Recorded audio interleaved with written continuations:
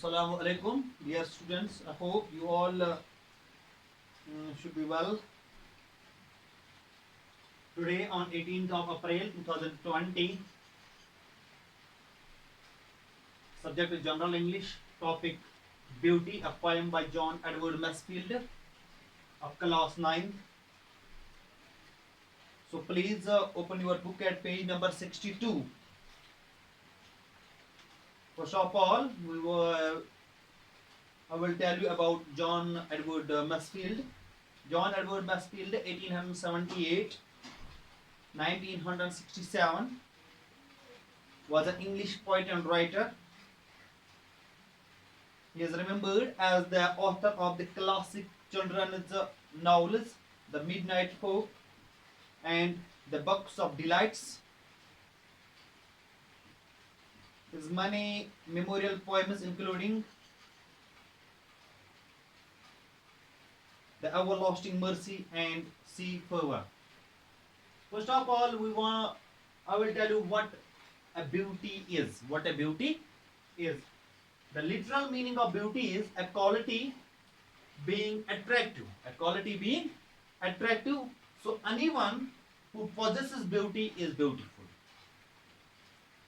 The poem Beauty centers on three types of beauty.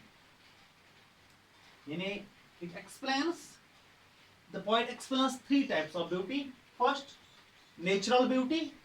Second, beauty that humans can create. And third, and last type of beauty is the beauty of his beloved, the beauty of his wife. The theme, the central idea of the poem is, the poet seems to be enthralled, is very excited by the beauty of his beloved.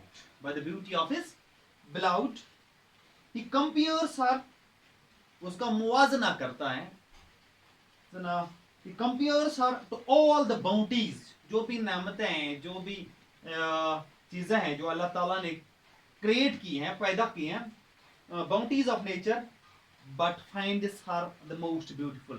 लेकिन इन सब चीजों को छोड़ के वो सबसे ज्यादा जो खूबसूरत चीज उसको इस दुनिया में लग रही है तो वो है उस जो beloved है उसकी beauty.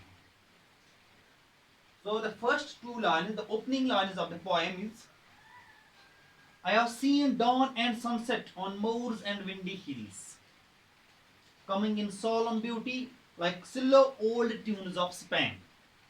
I have seen dawn and sunset on moors and windy hills. I have seen dawn. What is dawn? Dawn means sunrise. Dawn means sunrise. यानी तुलुए Aftab. I have seen dawn and sunset. Sunset यानी meaning is dusk, जिसको हम भी कहते हैं dusk, यानी जब ग्रूब होने का वक्त आता है, जो ग्रूब आफ्ताब होता है, इसको dusk कहते हैं. I have seen dawn and sunset. यानी the poet, he is the speaker of this poem. I have seen dawn and sunset on moors and windy hills. The poet said कि उसने सनराइज को भी देखा है, ग्रूब आफ्ताब को भी देखा है. वो जो मंजर होता है, वो जो दिलकश मंजर होता है, वो जो खूबसूरती होती है उस वक्त, on moors and windy hills, on moors highlands पे, यानी जाके उसने देखा है कि जो मंजर होता है सनराइज और सनसेट का, वो जो खूबसूरत दिलकश मंजर होता है, जो नेचुरल होता है, उसने वो भी देखा है. Coming in solemn beauty like slow old tunes of Spain. Like slow old tunes of Spain. The poet has used a figure of speech here. The poet has used a figure of speech here. That is simile.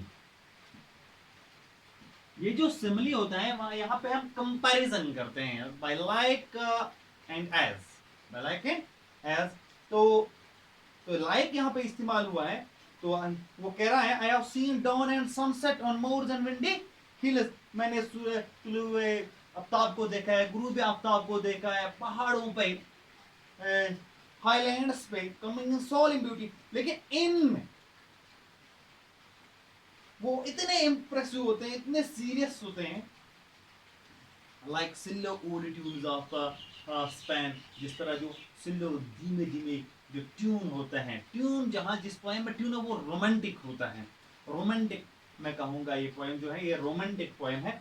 तो Spain के जो tunes हैं उनसे मिलाते हैं, उनसे मवाजना करता है, वो भी खूबसूरत होते हैं। इस तरह ये जो दिलकश मनाजिर सूरज और आफ्ताब, गुरूब आफ्ताब का शायर बयान करता है, वो इसी तरह खूबसूरत है। I have seen the Lady April. Lady April is month of April.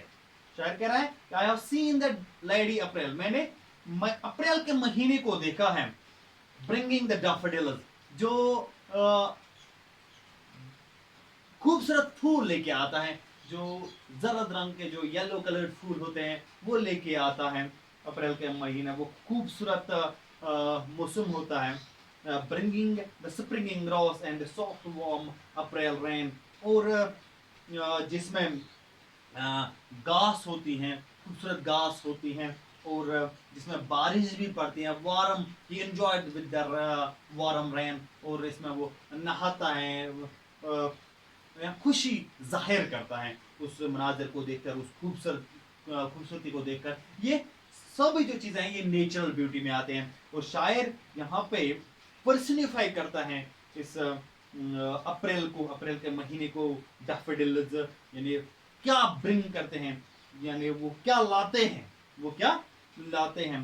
तो आई have heard the song of the blossoms, यानी वो कह रहा है I have heard the song of the blossoms, मैंने उन खूबसूरत फूलों के, यानी जो शगुफे होते हैं उनका जो सॉन्ग होता है कि देव आयर सिंगिंग, यहाँ पे मैंने कहा है कि ये पर्सनिफाई किया है उसने, चीज़ों को, खूबसूरत चीज़ों को उनको पर्सनिफाई किया है। I have heard the song of the blossoms, ये जो ब्लॉसम्स है वो they are singing, and chant of the sea, the waves of the sea were singing, जो शोर होता है ये भी शायर ने देखा है। यानी ये सब खूबसूरत जो चीज़ें हैं उसने दुनिया में देखी है। And seen strange lands from under awkward white sails of ships, और वो कहता है कि I was in the ship, I was sailing in the ship, तो उसने बहुत सी जगह देखी हैं, yes, seen strange lands, yes, seen strange places, but the loveliest things of, यानी ये इमेजिन करता है यहाँ पे,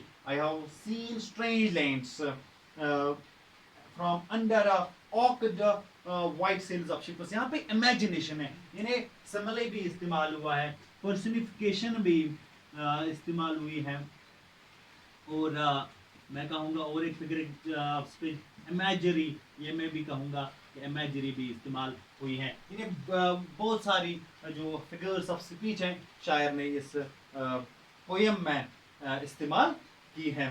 तो इसी तरह but the loveliest thing of a beauty, लेकिन इन सब चीज़ों को छोड़ के शायर के जहन में, जॉन एडवर्ड मैसफील्ड के जहन में उसको लग रहा है he has seen God ever has showed to me, but the most beautiful thing, the most beautiful thing that God ever has showed to him is his wife, is his beloved voice, उसकी जो beloved है उसकी आवाज़ है, and are here उसके बाल हैं, eyes उसकी आंखें हैं, and the dear curve of her lips, और उसके जो होंठ हैं, जिन्हें शायर कह रहा है कि ये जो सब चीज़ें हैं, जो खूबसूरत चीज़ें हैं उसकी बिलावड में, वो उन नेचुरल क्रिएशन से, जो ब्यूटी बाउंटीज और ब्यूटीज अल्लाह ताला ने क्रिएट की हैं